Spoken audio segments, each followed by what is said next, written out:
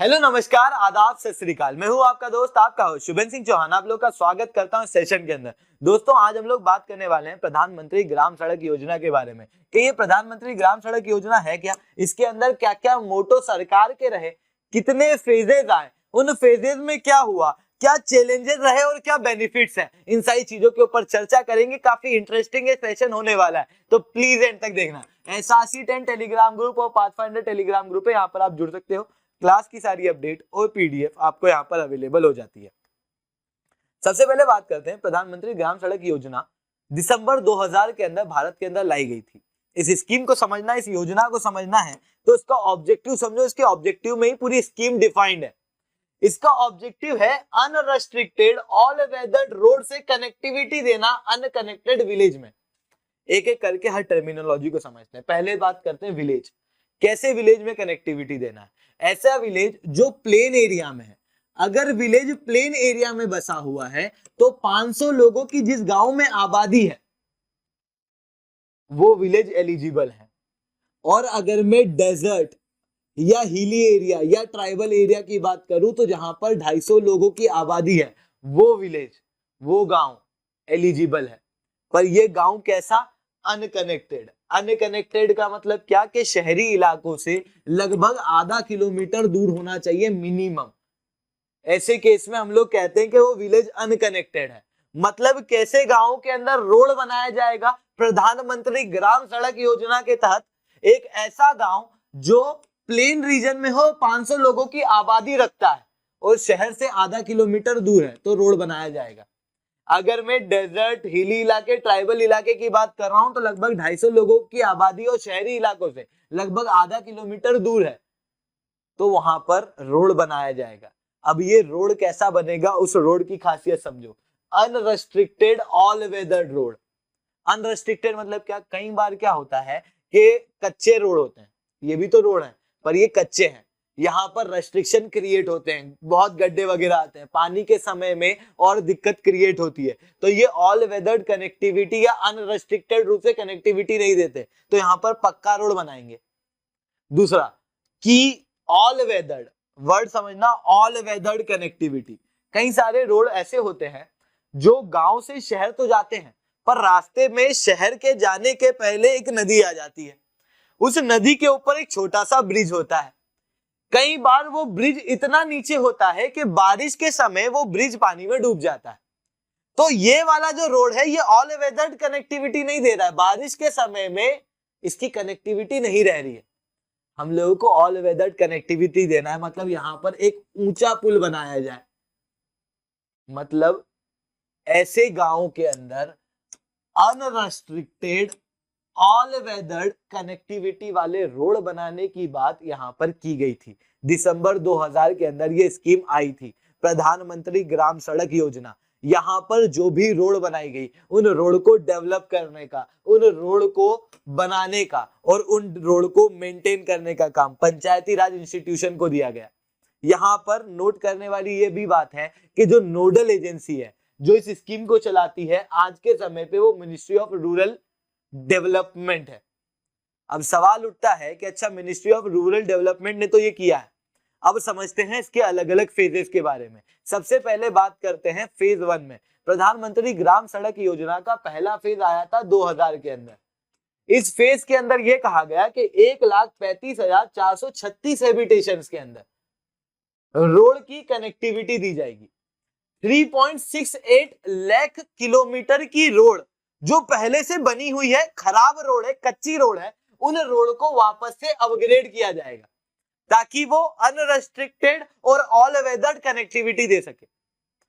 यहां पर इस स्कीम का एक मेन एम ये था कि किसानों को जो गांव के अंदर है, गांव के अंदर आप देखते हो तो मेन इकोनॉमी है खेती, फार्म, तो उनके फार्म से मार्केट का जो शहरी इलाकों में, मतलब खेत है गांव में और शहरी इलाकों में क्या है, मार्केट है, इन दोनों के बीच में एक रोबस्ट कनेक्शन बनाना। इस चीज को दिमाग में रखते हुए इन रोड के टेंडर निकाले गए और इन रोड को बनाया गया। शुरुआत में जितना भी फंड था इन रोड को बनाने का वो सेंटर ने दिया, पर फिर फेज 2 आया 2013। 2013 में जब फेज 2 आया, इस दौरान में ऐसा नहीं हुआ कि फेज 1 के टेंडर खत्म हो गए। फेज 1 अभी भी चल रहा था, उनकी रोड अभी भी बन रही थी, पर फेज 2 के अंदर कुछ और टारगेट ऐड किए गए, जिसके अंदर कहा गया कि 50,000 किलोमीटर की पहले से जो रोड है जो खराब हो गई है, जो रेस्ट्रिक्शन क्रिएट कर रही है, जो ऑल वेदर नहीं है, ऐसी रोड के अंदर ऐसी रोड को अपग्रेड किया जाएगा ताकि वहां की इफिशियंसी बढ़ सके, एक अच्छा नेटवर्क बन सके, रूरल रोड नेटवर्क जो है वो डेवलप किया जाएगा। इस दौरान में प्रधानमंत्री ग्राम सड़क योजना का पहला फेज कंटिन्यू रहा। ये सेंटर और स्टेट के बीच में फंड को बांटने वाली थी स्कीम, जिसके अंदर क्या हो रहा था, जिसके अंदर अगर स्टेट गवर्नमेंट है तो फंड बटेगा 60:40 से, और अगर रोड बन रही है किसी हिली रीजन में तो वहां पर फंड बटेगा 90:10 से। मतलब 60% जो फंड होगा वो सेंटर देगी, 40% फंड होगा वो स्टेट देगी अगर नॉर्मल प्लेन वाला इलाका है। अगर हिली रीजन वाली यूनियन टेरिटरीज है, जैसे नॉर्थ ईस्ट रीजन है, वहां पर 90% तक फंड सेंटर देगा और 10% स्टेट या यूनियन टेरिटरी देगी। इस तरीके से इस स्कीम के अंदर फंड बट रहा था। सेकेंड फेज में लगभग 33,030 करोड़ रुपए इस स्कीम के अंदर लगाए गए। फिर आया 2019। 2019 के अंदर आई एक नई सरकार। इस नई सरकार ने प्रधानमंत्री ग्राम सड़क योजना की थर्ड फेज शुरू की। इस टाइम तक आते आते अभी तक रोड से क्या किया जा रहा था, शहर को कनेक्ट किया जा रहा था।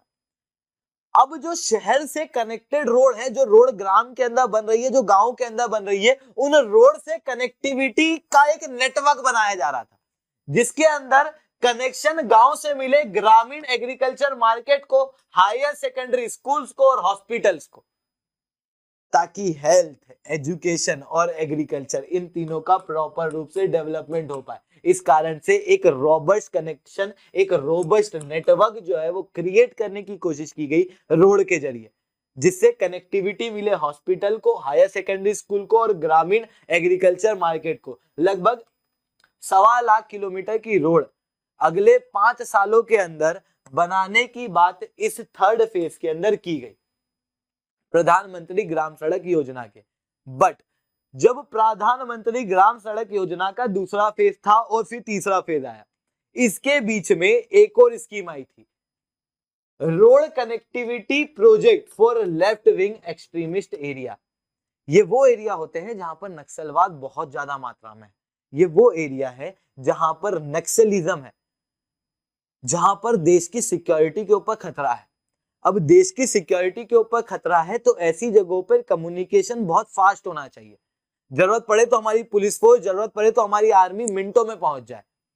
इतना बेहतर कनेक्शन इन नक्सल एरिया के अंदर होना चाहिए ताकि देश की सिक्योरिटी को बचाया जा पाए।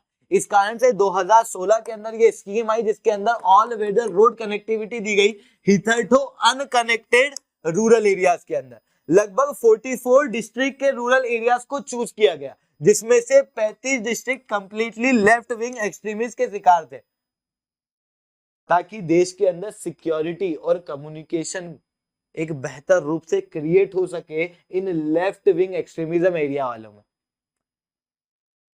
ये जो स्कीम आई, इस स्कीम्स के बेनिफिट क्या थे, प्रधानमंत्री ग्राम सड़क योजना के बेनिफिट क्या थे, तो आप ये बात इमेजिन कर पाओगे कि इसकी वजह से क्या होगा कि एक गरीब किसान अपने गांव से शहर को जुड़ा हुआ पाएगा। अब शहर क्या है, शहर एक वो जगह है जहां पर एक बड़ी इकोनॉमी है, जहां पर एक बड़ी अर्थव्यवस्था है। गांव क्या है, जहां पर केवल एग्रीकल्चर है। एग्रीकल्चर प्रोडक्ट यहां पर है, इसको मार्केट का एक्सेस मिलेगा। मार्केट का एक्सेस मिलेगा मतलब किसान का सामान मार्केट में बिकेगा, जिसकी वजह से प्रॉफिट क्रिएट होगा। एक बेटर इंफ्रास्ट्रक्चर किसान को मिलेगा, जिसके कारण से वो पॉवर्टी से ऊपर आएगा। दूसरा कि जितनी भी हेल्थ सर्विस है, हॉस्पिटल है, स्कूल्स है, आप समझ पाते हो कि यार ये सारी चीजें आपको शहरी इलाकों में ज्यादा अच्छी क्वालिटी के मिलते हैं। और गांव से शहर बहुत दूर नहीं है, कई सारे गांव तो शहर के पास में है, पर गांव के बच्चे शहर के अंदर नहीं जा पाते थे पढ़ने के लिए, क्योंकि रोड बीच में खराब था। 10 मिनट का सफर आधे घंटे का हो जाता था। अब क्योंकि ये रोड की कनेक्टिविटी बेहतर हो गई है, अच्छा रोड बन गया है पहली तरफ तो, और दूसरी तरफ क्या हो गया, ऑल वेदर रोड, मतलब हर मौसम में रोड है, हर मौसम में वो चल रहा है, इस तरीके का रोड बन गया है, जिसके कारण से हेल्थ, एजुकेशन, ये सारी सर्विस गांव के इलाके के लोग जो है वो शहरों से ले पाएंगे। मतलब जो सोशियो इकोनॉमिक डेवलपमेंट है ओवरऑल रूप से वो हो पाएगा, एम्प्लॉयमेंट मिलेगा, हेल्थ, एजुकेशन, उसके अलावा जितनी सारी सोशल वेलफेयर एक्टिविटीज हैं उन सबका फायदा मिल पाएगा। इसके अलावा आप देखोगे तो सेंटर इसके पहले तक, इस स्कीम के आने के पहले तक जो रोड बनाता था वो एनएच बनाता था, यानी कि नेशनल हाईवे। उसके अलावा जितने भी रोड देश के अंदर बनते थे वो स्टेट की रिस्पॉन्सिबिलिटी थी। अब जो स्टेट की रिस्पॉन्सिबिलिटी वाले रोड थे उसके अंदर फंड कम बांटा जाता था राज्य द्वारा। न केवल इतना, फंड तो कम होता था, साथ में जो एक्सपर्ट्स होते थे ना उनकी भी अक्सर कमी होती थी, जिसके कारण से प्लानिंग बेहतर रूप से नहीं हो पाती थी। इसी कारण से आप देखते थे तो रोड की क्वालिटी एनएच में और नॉर्मल रोड में बहुत अंतर होता था, क्योंकि नेशनल लेवल के हाईवे जो है वो बेहतरीन क्वालिटी के होते थे। दूसरे जो गांव के रोड हैं, शहर के जो छोटे मोटे रोड हैं, उनकी क्वालिटी बहुत खराब होती थी। अब उनकी क्वालिटी भी इंक्रीज हो पाएगी, क्यों? क्योंकि ये जो स्कीम है इसके जरिए सेंटर द्वारा रोड बनाने की बात की जा रही है। इतना ही नहीं, इस स्कीम के अंदर एक गुड डिपेंडेबल रोड बन पाएगा फार्म से मार्केट के लिए। साथ में ऐसी इंडस्ट्री जो कि हनी इंडस्ट्री है, ठीक है, जैसे आप देखते हो फूड प्रोसेसिंग इंडस्ट्री आजकल बहुत डेवलप हो रही है, तो फूड प्रोसेसिंग इंडस्ट्री जो डेवलप हो रही है उनका रॉ मटेरियल कहाँ से आ रहा है? गांव से, जहां पर एग्रीकल्चर हो रहा है। उनके रॉ मटेरियल को भी एक रोबस्ट कनेक्शन मिल पा रहा है, जिसके कारण से इंडस्ट्री जो है वो किसी भी शहर में आसानी से ऑपरेट हो पा रही। कई सारी इंडस्ट्री गांव में भी ऑपरेट कर रहे हैं, ताकि गांव के अंदर क्या होता है, खुलापन मिल जाता है। पहली चीज, गांव के अंदर से ही उनको रॉ मटेरियल मिल जाता है, और शहर क्योंकि बहुत दूर नहीं है, क्योंकि रोड का कनेक्शन अच्छा मिल जाएगा, जिसके कारण से यहाँ पर फास्ट मोशन जो है वो क्रिएट होगा, जिसके कारण से इंडस्ट्री जो है वो गांव के इलाकों में आ पाएगी। जब इंडस्ट्री गांव के इलाकों में आ पाएगी तो इसकी वजह से हेल्थ बेनिफिट होंगे, क्योंकि जब इंडस्ट्री बनती है तो उसके आसपास एक अच्छी बस्ती बन पाती है। धीरे धीरे मॉडर्नाइजेशन होता है, शहरीकरण होता है, और जब शहरीकरण होता है तो अच्छी हेल्थ सर्विस मिल पाएगी। इंडस्ट्री बन रही है तो अच्छा एम्प्लॉयमेंट तो डायरेक्टली मिलेगा। इंडस्ट्री बन रही है तो जॉब की डिमांड होगी, उसके अनुसार एजुकेशन क्रिएट होगी, मतलब इस गांव के अंदर अच्छी हेल्थ एजुकेशन भी मिल पाएगी। इवन कई सारे teacher, health worker, agriculture extension worker अपनी इच्छा के अनुसार गांव के इलाकों में जाके काम करेंगे। ये तो सब थी एक इमेजिनरी दुनिया, पर हकीकत में हुआ क्या? What are the challenges? हकीकत में तो ये सब नहीं हुआ, मतलब there are certain challenges. Ministry of rural development department की माने, मिनिस्ट्री ऑफ रूरल डेवलपमेंट की माने तो 75,000 से 80,000 करोड़ रुपया अभी इस देश को चाहिए, अगर इस देश को इस स्कीम के अंदर डेवलपमेंट करना है। तो अगर प्रधानमंत्री ग्राम सड़क योजना के सारे टेंडर को पूरा करना है, जितनी रोड हम लोगों ने कही है वो बनाना है, तो लगभग 75 से 80,000 करोड़ रुपए की आवश्यकता है। पर सेंटर का फंड ऑलरेडी कंस्ट्रेंट है, जिसके कारण से लेक ऑफ फंड होने के कारण ये रोड मेंटेन नहीं हो पाती है, या फिर कई बार ये रोड बन ही नहीं पाई है। दूसरा reason, standing committee on rural development ने इस स्कीम के अंदर कुछ कमियां निकाली। ऑन ग्राउंड इस स्कीम के इम्प्लीमेंटेशन के अंदर काफी प्रॉब्लम आ रही है। क्या प्रॉब्लम आ रही है? सबसे पहली प्रॉब्लम तो यह है कि कई सारे एक्सपर्ट्स होते हैं, कई सारे अच्छे प्लानर्स होते हैं, जो एक रीजन में जाके प्लानिंग करते हैं रोड के लिए, बट एक पॉलिटिक्स के चलते कि यार मेरा भाई यहाँ पर लगना चाहिए, ये एक्सपर्ट कहाँ से आ गया, तो वो जो भाई भतीजावाद है उसके चलते वहां पर एक्सपर्ट्स का फ्रीक्वेंट ट्रांसफर किया जाता है। जब एक्सपर्ट का फ्रीक्वेंट ट्रांसफर होता है तो वो लोग डिमोटिवेट होते हैं काम करने के लिए, और जब उसका ट्रांसफर हो रहा है तो उसकी जगह एक अंगूठा टेक आदमी काम कर रहा है, जिसके कारण से ये जो स्कीम है ये कमजोर पड़ रही है, पहला। दूसरा कि इनएडिक्वेट एक्सिक्यूशन, पंचायती राज सिस्टम के हाथ में पूरा सिस्टम दिया हुआ है, जिसके कारण से एग्जीक्यूशन कमजोर है और कैपेसिटी जो है वो और कम होती जा रही है। इतना ही नहीं, देश के अंदर जमीन की पहले ही बहुत कमी है। हमारे यहाँ पर जिस तरीके से आबादी बढ़ रही है, रोड बनाने के लिए जमीन नहीं है, जिसके कारण से अतिक्रमण भी कई बार करना पड़ता है। अब जब अतिक्रमण करना पड़ता है तो लोग विरोध कर देते हैं, प्रोटेस्ट कर देते हैं, जिसके कारण से लैंड एक्विजिशन एक बड़ा प्रॉब्लम हो जाता है। कई बार जंगलों को काटना पड़ता है, जिसके कारण से इन्वायरमेंट कंसर्न उभर के आते हैं, और जब इन्वायरमेंट कंसर्न उभर के आते हैं तो एक्टिविस्ट आ जाते हैं, और फिर रोड जो है वो बन नहीं पाती है। ये एक बहुत बड़ा चैलेंज जो है वो हो जाता है। कई सारे रोड बनाने की जो स्कीम है वो टफ टेरेन में है। मैंने बताया हिली एरिया के अंदर भी रोड बनाई जाए। यहाँ पर रोड बनाना, इस टेरेन को देखो एक बार, रोड बनाना अपने आप में एक चैलेंज का इशू है।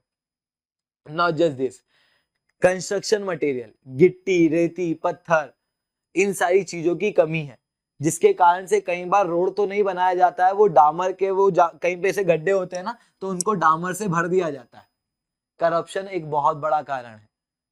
रोड बनाया जाता है पर क्वालिटी कम रखी जाती है, और जब क्वालिटी कम रखी जाती है तो रोड बनता तो है पर 1-2 साल में खराब हो जाता है, और वो जो रोड बनना था जिस क्वालिटी का वो नहीं बन पाता है, और 1-2 साल बाद वो वापस से वही जो रेस्ट्रिक्टेड कनेक्टिविटी वाला रोड था वो कंटिन्यू हो जाता है, जिसके कारण से वापस से प्रॉब्लम क्रिएट होती है। तो there are various problem as well, but whatever it may be, it was a good scheme.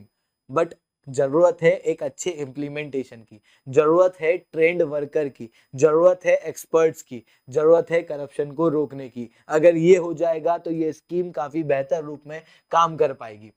Lecture अच्छा लगा हो तो लाइक करना, शेयर करना, और SRC10 कमेंट करना, क्योंकि SRC10 मेरा कोड है। अनअकैडमी के ऊपर जब भी आप डिस्काउंट लेते हो और कोड यूज करते हो SRC10, तो दोस्तों दिल मेरा भी धड़कता है।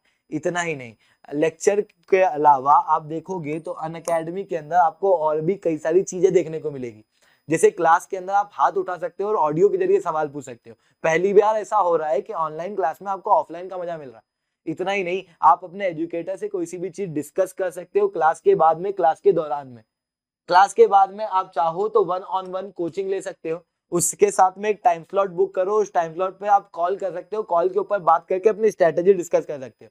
वो आपको क्वेश्चन लिखना, आंसर लिखना, किस तरीके से क्विज सॉल्व करना, इन सबकी स्ट्रेटेजी आपको आपका एजुकेटर बता देता है।